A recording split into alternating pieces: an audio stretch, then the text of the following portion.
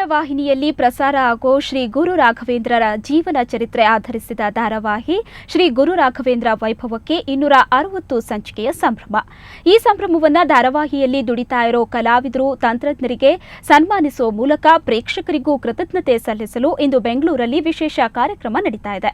ಚೌಡಯ್ಯ ಸ್ಮಾರಕ ಭವನದಲ್ಲಿ ಇಂದು ಸಂಜೆ ಆಕರ್ಷಕ ವೇದಿಕೆಯಲ್ಲಿ ನಡೆಯೋ ಅಭಿನಂದನಾ ಸಮಾರಂಭದಲ್ಲಿ ಮಂತ್ರಾಲಯ ಸ್ವಾಮಿಗಳು, ಖ್ಯಾತ ನಟರಾದ ಶಿವರಾಜ್ ಕುಮಾರ್, ದ್ವಾರಕೀಶ್ ಸಹ ಭಾಗವಹಿಸಲಿದ್ದಾರೆ. ಸಾಂಸ್ಕೃತಿಕ ಕಾರ್ಯಕ್ರಮಗಳು ಕೂಡ ನಡೆಯಲಿವೆ.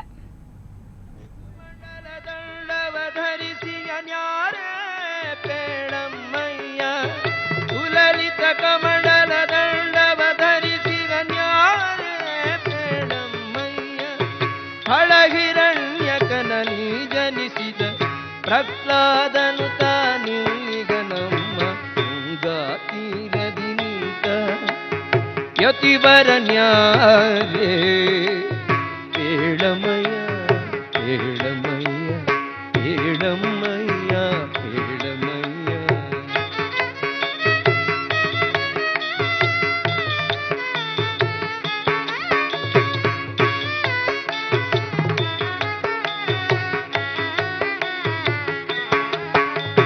ಸುಂದರ ಚರಣದ್ವಂದ್ವ ಶುಭಕುತಿಗಳಿಂದ ರಾಘವೇಂದ್ರ ವೈಭವ ಸುವರ್ಣ ವಾಹಿನಿಯಲ್ಲಿ ಪ್ರಸಾರವಾಗ್ತಾ ಇರುವಂತಹ ಒಂದು ಧಾರಾವಾಹಿ. ಈ ಧಾರಾವಾಹಿ 260 ಸಂಚಿಕೆಯನ್ನು ಪೂರೈಸಿದೆ. ಈ ಒಂದು ಸಂದರ್ಭದಲ್ಲಿ ಒಂದು ವಿಶೇಷ ಕಾರ್ಯಕ್ರಮವನ್ನು ಹಮ್ಮಿಕೊಳ್ಳಲಾಗಿದೆ.